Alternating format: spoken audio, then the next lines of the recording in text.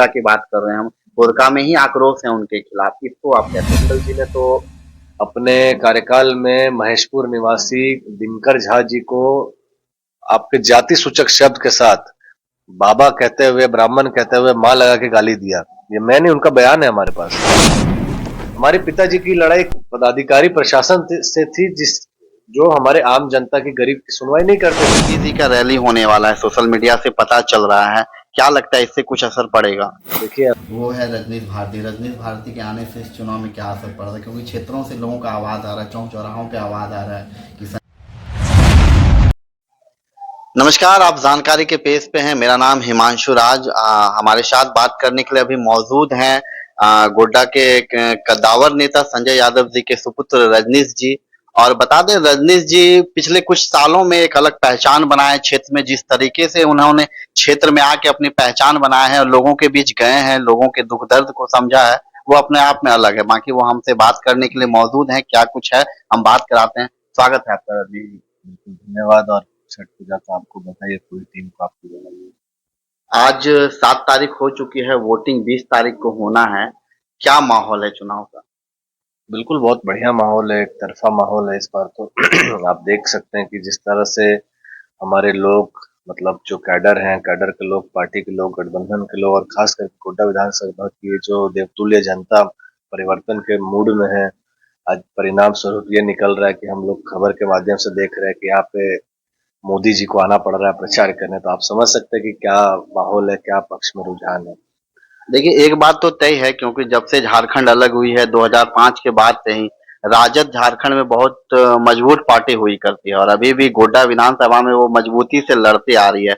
इस बिल्कुल बिल्कुल, हम तो बता रहे राजद नहीं है तो महागठबंधन की जीत होगी। राजद तो मान के चलिए कैंडिडेट है उस चीज से, लेकिन हमारी तो यहाँ पे अलायंस है गठबंधन के। तो आरजेडी, जेएमएम, कांग्रेस, आज तो वाम दल, सभी गठबंधन में तो ये जीत, सभी की जीत होगी। हर गठबंधन दल की जीत होगी।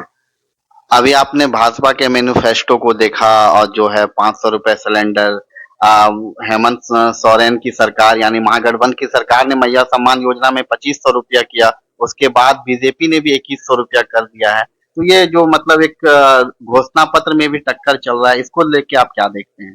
देखिए, कोई टक्कर है ही नहीं। भाजपा वाले तो कह रहे हैं हम जब आएंगे तब देंगे। वो ठीक उसी तरह देंगे जिस तरह उन्होंने पूरा 15 लाख रुपया सभी के अकाउंट में डाला। वो उसी तरह देंगे जिस तरह से 2 करोड़ रोजगार यहाँ के युवाओं का, हमारे सालाना जो रोजगार था, देंगे। तो आप समझ सकते हैं कि वो तो ढकोसला है। हमारे सरकार ने तो करके दिखा।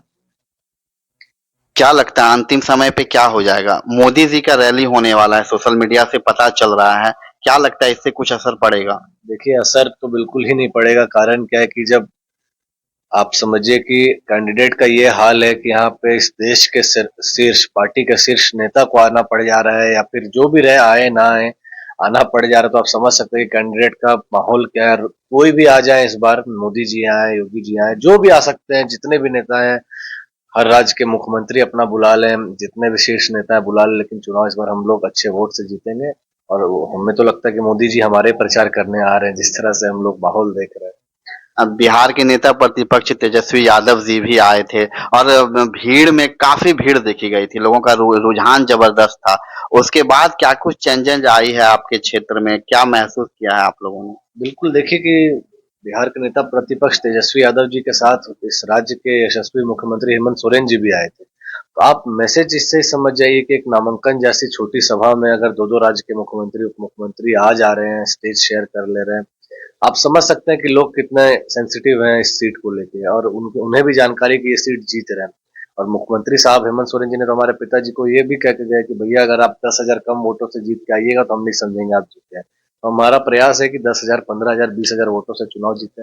सबसे बड़ी सवाल एक है कि एक तो अमित मंडल पहली बार जब बने थे, उसके बाद 2 टर्म वो विधायक रहे हैं, और वो क्षेत्र में जा रहे हैं, सोशल मीडिया से पता चला वो क्षेत्र में जा रहे हैं तो अपने कामों को नहीं दिखा रहे हैं। कहीं ना कहीं वो संजय यादव जी को लेके दबंग वाली छवि को दिखा के वो अपनी वोट को भुनाना चाहते हैं, इसको कैसे देखते हैं आप? देखिए, एक चीज, आप, जब वो पहली बार जीते, ठीक है, मजबूरी थी, उनके पिताजी की असामयिक निधन हुई। और जब वो आए, जनता के वोट से ही चुनाव वो भी जीते।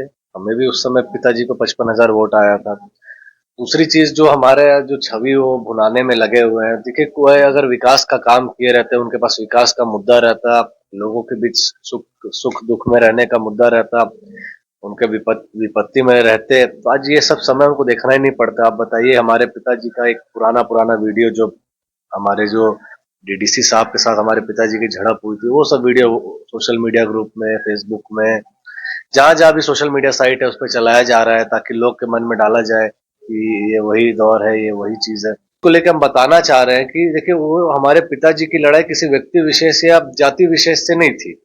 हमारे पिताजी की लड़ाई पदाधिकारी प्रशासन से थी, जिस जो हमारे आम जनता की, गरीब की सुनवाई नहीं करते थे। लेकिन चलिए, जो भी हुआ, लोगों ने इन्हें जातिगत रूप दिया, लोगों ने इन्हें जो भी रूप दिया हो, वो समय था। अगर ऐसा लगता है किन्हीं को कि अगर इस चीज से तकलीफ है, तो हम तो सार्वजनिक रूप से हम माफी मांगते हैं। लेकिन आप बताइए कि आज अमित मंडल जी ने तो अपने कार्यकाल में महेशपुर निवासी दिनकर झा जी को आपके जाति सूचक शब्द के साथ बाबा कहते हुए, ब्राह्मण कहते हुए, मां लगा के गाली दिया।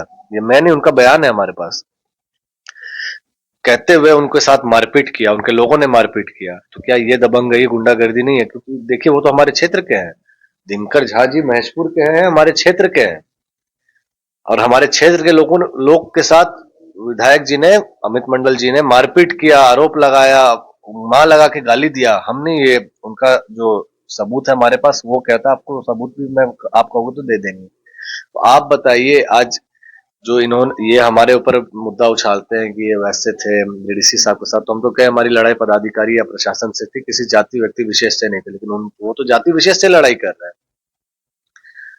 उसके बाद एक और ब्राह्मण समुदाय के लोग को चुनाव से ठीक पहले धमसाई पेट्रोल पंप के पास उन्होंने मारपीट किया। मारपीट तो कर लिया, गाली गलौज कर लिया, उसके बाद जाके जो भी हो केस मैनेज करवा दिया। तो देखिए, लोग भी समझ रहे, लोग भी जानते हैं, इससे कुछ होने जाने वाला नहीं। कितना भी वीडियो पुराना चला ले, कुछ भी कर ले, लोग के जो मन है, मताधिकार का प्रयोग इस बार हमारे पक्ष में करेंगे।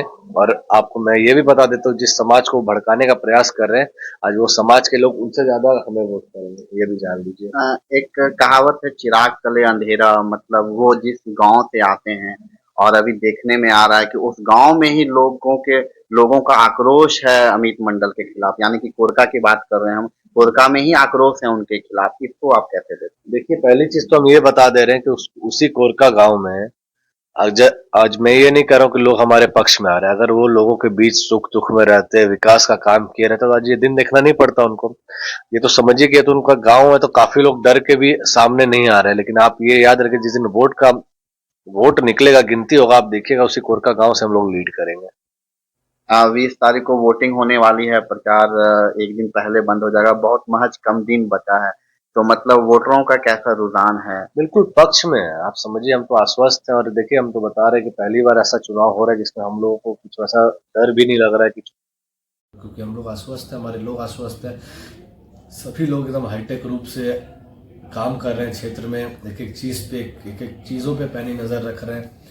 और उन लोगों का जो खेल है, पुराना खेल चलता आ रहा है, भाजपा वालों का विधायक का पैसे का खेल जो अब चलता आ रहा है, उस चीज पे अब लगे हुए हैं। रात में 11 बजे 12 बजे किसी गांव घुस जाता है उनका लोग, जो भी है खेल कर रहे, लिफाफा बंद, लिफाफा में जो पैसा दिया जा रहा है, तो ठीक है। के बाद हम लोग भी देखते हैं इस चीज को कैसे वो करते हैं। इस बार के चुनाव में और एक महागठबंधन में ऐड हुआ है, वो है रजनीश भारती। रजनीश भारती के आने से इस चुनाव में क्या असर पड़ रहा है? क्योंकि क्षेत्रों से लोगों का आवाज़ आ रहा है, चौक चौराहों पे आवाज़ आ रहा है कि संजय यादव के सुपुत्र रजनीश भारती ने अच्छा मतलब जो माहौल बनाया है क्षेत्र में। इसको आप पर्सनली कैसे देखते हैं? देखिए, पर्सनली तो जिस तरह से यहाँ के लोगों ने प्यार दिया, मान दिया, सम्मान दिया, इस चीज़ का कर्ज तो जीवन भर नहीं उतार पाऊंगा। और ये चीज़ का कर्ज एक ही शर्त उतारूंगा, जब हम लोग जगह पे आएंगे और लोगों का जो कह के आज हम वोट मांग रहे हो, जो कह के लोग हमें वोट देंगे, और चुनाव जीतने के बाद उसी चीज़ पे मैं खरा उतरूंगा, चाहे मुझे जैसे भी उतरना हो। तो ये थे हमारे साथ रजनीश भारती जी। इन्होंने बड़ी बेबाकी से, बड़ी मुखरता से अपनी बातों को रखा। और बाकी आप हमारे चैनल को ऐसे ही देखते रहें और अपना